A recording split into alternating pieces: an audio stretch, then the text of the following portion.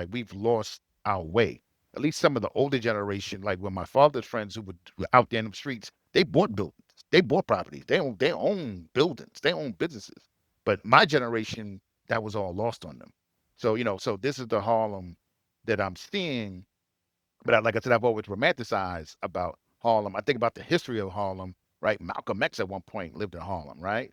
Think about all the cultural activities that happened in Harlem. Langston Hughes lived in Harlem. Maya Angelou, even though she wasn't from Harlem, she bought a brownstone in Harlem. There was so many. Claude McKay lived in Harlem. There was so much cultural things that were happening in our community that was lost. Madam And C.J. as a real Walker as Madam well. C.J. Walker. I mean, it was just so many things that were happening in the community where so many beautiful things. Matter of fact, the building I own right now, when Billie Holiday moved to New York, she lived in the building for a short period of time, for like maybe 6 months, right? But I mean, that's the history of Harlem.